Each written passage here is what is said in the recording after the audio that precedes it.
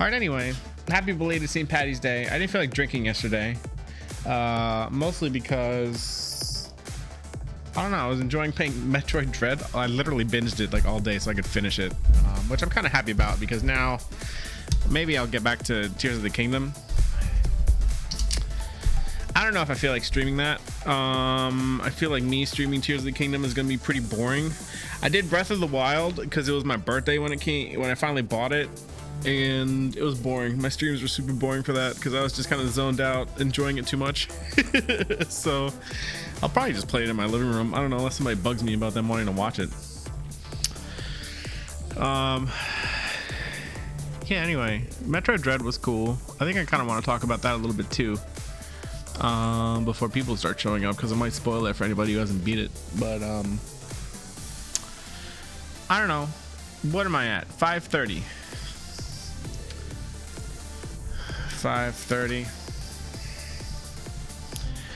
Okay, anyway, so I've had this beer in my fridge for a minute. I bought a 4-pack, and I don't know, my goal was to split it amongst my friends for my birthday last year, and I forgot. We were having too much fun playing Dragon Ball Z Clue, and I think two people that came either don't drink or they didn't feel like drinking or whatever, so they didn't want to drink. I don't think they wanted to have any beers or anything, which is fine. But I definitely forgot about the beers in my fridge. I could have split it with the rest of the people that showed up, but this is Worldwide Stout by Dogfish Head.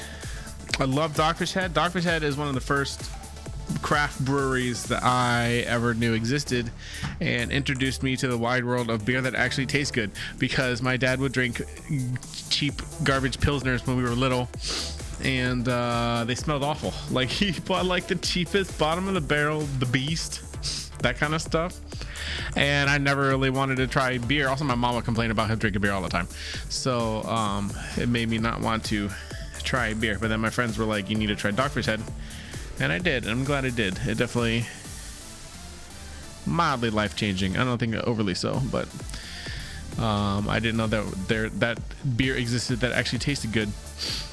So I don't know, we went to tour the Dogfish Head factory like twice. It was a good time. Maybe 3 times. I don't know, I might have been there 3 times. The one thing that sticks out in my memory is the Fooders. It's Fouders. I'm pretty sure they had a Dogfish Head. They bought them from a wine company in Europe and rebuilt them over here, and they used those to age some beers, and those things were gigantic. They were like the size of my condo, really. The size of my condo, filled with beer. It was really cool to see. So I like the charred barrel design on the label for this. I don't know if normal Worldwide Stout has that. What up, Overlord? I'm doing a beer review real quick. I think I covered that alert, my bad. Whatever. Anyway, so this is Dogfish Head Worldwide Stout. I really like...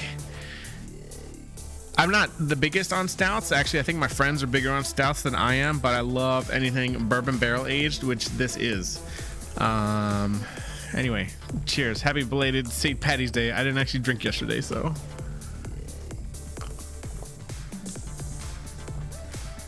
Oh, it's good. I think what I like about bourbon barrel aged beers is they're really potent, they're really boozy, but the booze blends pretty well into the flavor of the beer. Like, this one's like especially smooth. It's super potent. I don't know if I'm gonna finish the rest of this in the next few minutes. I'll probably wait a little bit. Anyway, yeah, 5 out of 5. One of my favorite stouts. Good stuff. What else did I want to talk about? Metroid Dread. Yeah, so I beat Metroid Dread. By the way, spoilers, Overlord, if you haven't played it. Let me mark the stream. Maybe I'll make this a chapter. 9:18. So I binged Metroid Dread all weekend, so I could beat it. I didn't think it would take me so long. I thought it was a smaller game. I don't remember how much I paid for it, whether it was 40 or 60, but I got it on sale with like bundled with Tears of the Kingdom when Tears of the Kingdom came out. I think it was like $10 or $20 off, bundled together like that. But I really like Super Metroid for the SNES. I think it was like one of my favorite games of all time for a while, just because of the new world and the way you kind of explore, and certain parts of the map are blocked off because you don't have whatever item you need to get in there. Obviously basic Metroidvania stuff, right? I really liked Metroid Dread for the most part, except the beginning felt like a slog.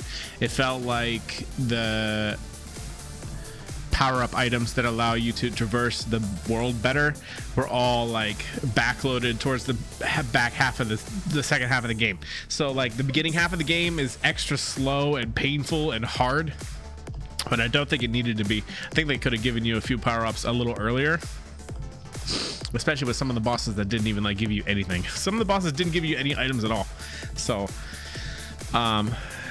yeah, the beginning was a bit of a slog. Maybe if I was better at the game and it didn't take me so long to beat, it would have been more fun. I think you get an achievement for beating it in under 8 hours, and I beat it at 13, which, you know, I guess that's a fine pace, because I didn't really know what I was doing. I also definitely fell asleep a couple times. Fell asleep a couple times with the game running, so I don't know how much time that took up. But they gave, for Metroid Dread, they gave you like a smidgen of lore. Yeah, first playthrough for Metroid Dread. I don't think I'll be doing a second playthrough. I don't know. They gave you like a smidgen of like character for Samus finally, and there's been, as far as like I know, I've never played the Game Boy games. They're on the Switch, Switch Online. I might check out Fusion maybe. They gave Samus like a smidgen of personality in this one, and I was like, that's great, that's fantastic, I want more of this. And it was like for a split second, then it was gone. Then it was gone. So overall, I still don't really give a shit about Samus at all as a character. I kind of wish I did, but they don't give you anything. They don't tell you anything about her. They give you like a smidgen of backstory, and that's it. So yeah, mechanic wise was the same issue. Like the first half of the game is just a slog. You don't have a whole lot of power-ups. It's kind of boring. And then like especially like the last hour or two of playtime, they give you all the power-ups all at the end of the game.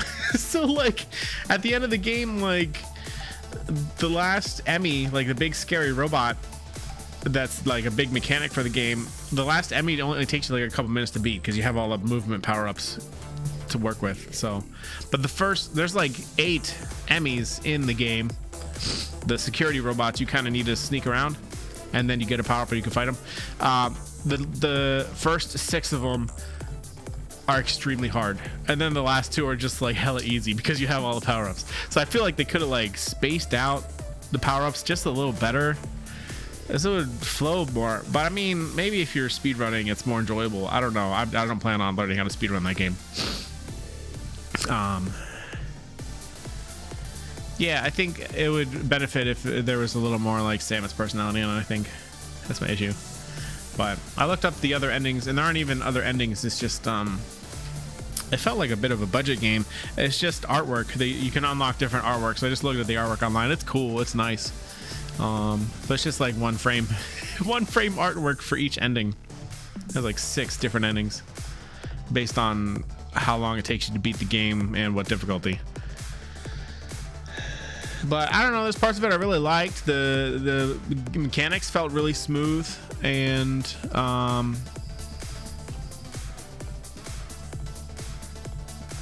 it was a little like perfect parry timing shenanigans, especially towards the end of the game, which I don't mind as a rhythm game player, sort of, but it got a little tropey. I don't know. But the creatures were cool, the settings were cool. The map was a little big for me. I got lost. I got hella lost. That's probably one of the reasons why my playtime was so high. 13 hours when the first achievement is for 8. So like essentially 5 hours over. But yeah, the creatures were cool. I definitely had backtracked a lot when I didn't need to.